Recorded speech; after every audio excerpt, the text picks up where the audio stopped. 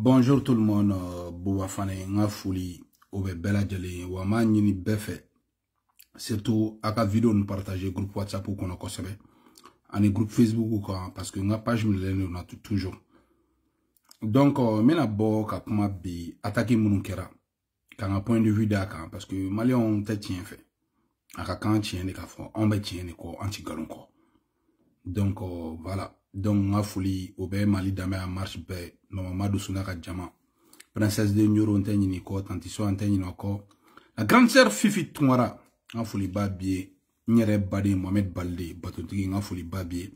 Donc, ne yifou, mena parti sari befou. Ka CDR befou, ko bi mercredi, ou la boua fane bora oulaina, pour que Morob Shira Koro Rasbach ka émission suit kanya chouwa mina. Donc, amina tien fofo kono. Amina faso de nima mam ka kono. Donc, beko ta wa barakenai.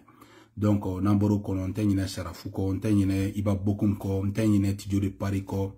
La fia sogo terge ntenyine ko, wa Rose Doumbia, la Rosa, donc ntenyine fene ko, la reine Rukia Touré nunu, kama millionnaire nunu, awa Touré dangele nunu, anga changa fuli ba bela jeli. Nga fuli ba bela jeli, donc ka fa bela jeli nyana. Ka fa bela jeli nyana, ko aka vidéo in partager. Donc, ambora ka information mounou messisan. Donc, amnouri di bela jelima. Donc, anyebala. Ivoron ka carte d'identité résidence certificat. Ka ira jarsi dokun. Donc, ambe ko ta tukuni ka keleke ambade ivoron fait. Ni boulou malion. Ambe problème d'ori kono. Anga ko la jeni hakli sigi. Anga ko la jeni hakli sigi. Donc, un renseignement au niveau de nos amis ivoiriens. Donc, au certificat mimbora kada. Au certificat inclus depuis Bagbo clé, certificat modèle lep mais bon, mais sans certificat me dit moma. Qu'on est sans ta clé. Donc, ne bolo, angana do amalgame kono. Angana do nyoron kele kono. Mali morobe union sacrée de la autour du Mali. Amorobe pays voisin na. Amorobe pays voisin na. Donc, amorobe pays voisin na. Kofo bela jeli. Donc, voilà. En chabali, en accusation colonie fen dabla. Mali mogote mangana mogofe. En yerdema obi nyogona. En yerdema omabe. En mega keleke. En kerfe dugufe. En international mandi.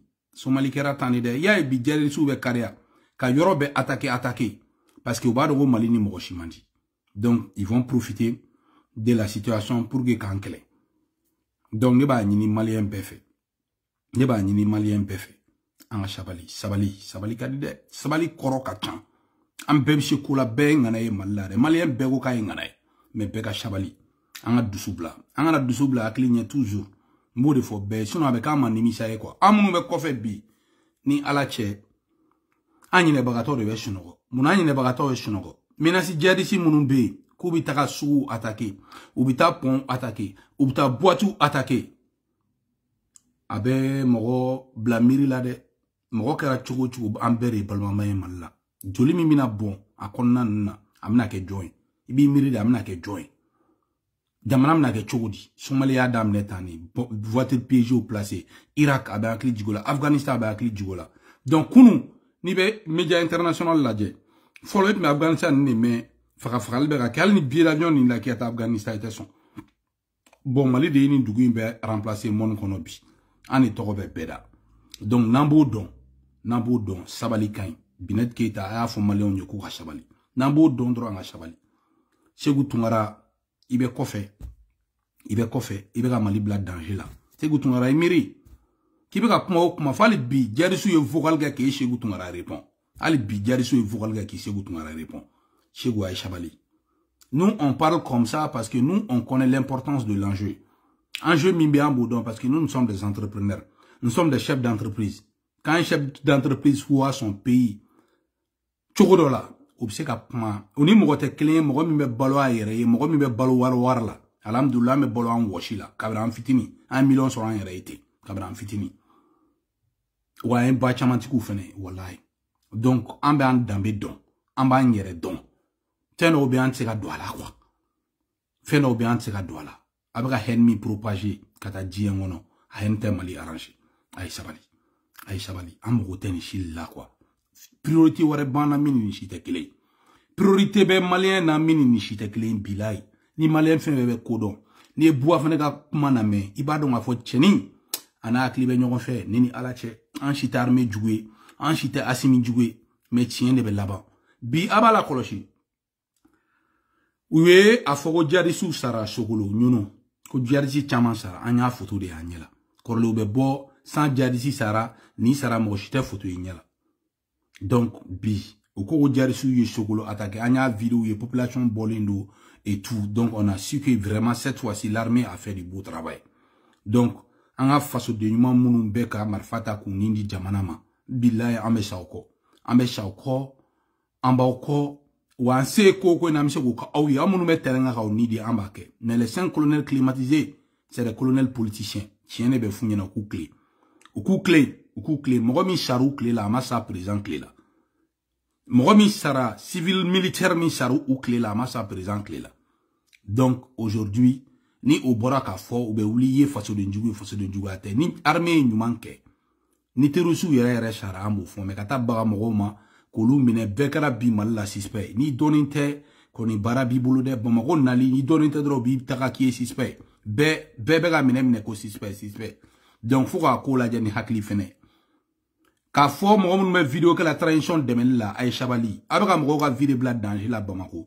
e fa bɛ Bamako i ba bɛ Bamako ninnu ka 100 n'u ka 1 million n'u ka 2 millions a tɛ nin kɛ fɛn ye dɛ ni joli o joli bɔnna ala t'i to dɛ ni joli o joli bɔnna bilahi ala t'i to parce que e de ye mɔgɔw faga e min bɛ ka message kolo lancer donc ni armée ye ɲuman kɛ prévu b'a la an b'o fɔ mais n'u ma ɲuman kɛ k'a dɔn ko nkalon de bɛ don an da ne t'a fɔ ni y'a fɔ ala kana hɛrɛ nɔgɔya ne t'o cɛ yɛrɛ ni y'a fɔ ala kana hɛrɛ nɔgɔya donc n b'o de fɔ bɛɛ lajɛlen donc k'a fɔ bɛɛ ye tuguni an ka sɔrɔsi minnu sara bi narayan fan fɛ Kolombo n'a ni Murujanga suru on a perdu 11 dignes fils du Mali donc 11 dignes fils du Mali olu sara yen k'an jenina donc an b'a fɔ de ko ala ka ɲini u la ka yafa k'u ma k'a fɔ Asimi ninnu ɲɛ cɛ duman minnu b'i bolo k'i garder u bila u ka taa terrain kan olu de fɔrɔlen do cɛ duman minnu b'i bolo Asimi u bila ka taa terrain kan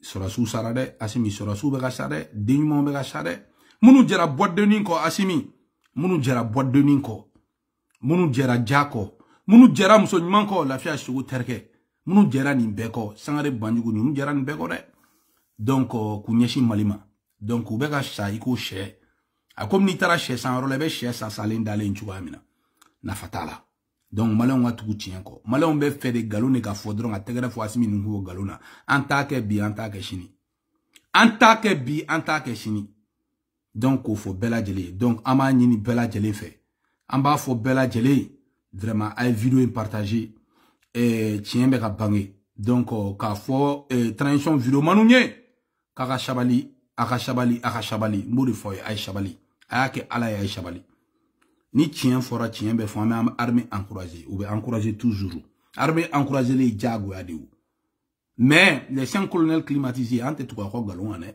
an t'an danbe feere ka tugu a kɔ dɛ bi anw de bɛ jɔyɔrɔ la bi an somɔgɔw bɛɛ bɛ jɔyɔrɔ la donc n'a bɛ vigilance min créer a y'o créer n'a bɛ wuli k'aw jɔ a ye wuli k'aw jɔ donc kuma tiɲɛ bɛ yen de donc an b'a fɔ bɛɛ a ka vidéo partager u bɛ ka kuma min fɔ Côte d'Ivoire ko la a y'aw kɔlɔsi dɛ certificat in ko depuis Gbagbo tile certificat de don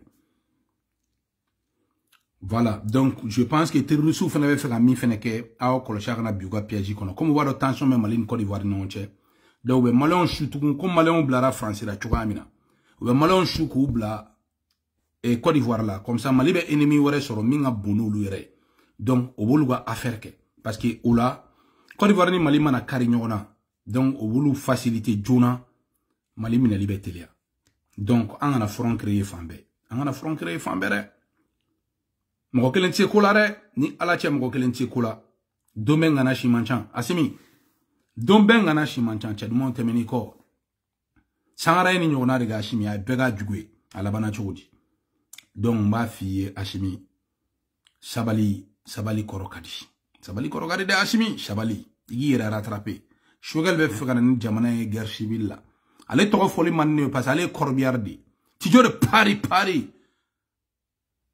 Choguel tɔgɔ fɔli man ye Choguel ye Corbière de n y'o de fɔ on ne tire pas sur un Corbière Choguel mɔgɔ ta ka sama faga mugu ci zonzan na ne ka sama faga mugu a bɛ ɲɛsin Asimi de ma ne donso mi ne bta wara bleni no fe wara yere non ne tsa wara photocopie no fe feasible min jenna o tsega mobili marché blé chogale feasible de o tsega mobili marché donc ko fo bela jele a vidéo partage groupe be kono ni ala ga jey tiamina khantai bi ame sorasu fo munu me ko nindi jamana ma ame sorasu ame duwa do ala ka unin kisi mais colonel 5 climatisé n'était sorasu re o lui politicien undi o lui bureau hono colonel undi o climatisé le ni do ko glacé itega magu fara re kan ni u bena ni u tega no tega sumale ne bifu anu lute warde bo lu kun o lu clara bi wa jena tegela daw re be ga fo ko be wa famille na bo daw be go fene fo nete information confirmée min confirmation re tembulu donc ou commencera wa famille na bo parce que terusu ga menace boyana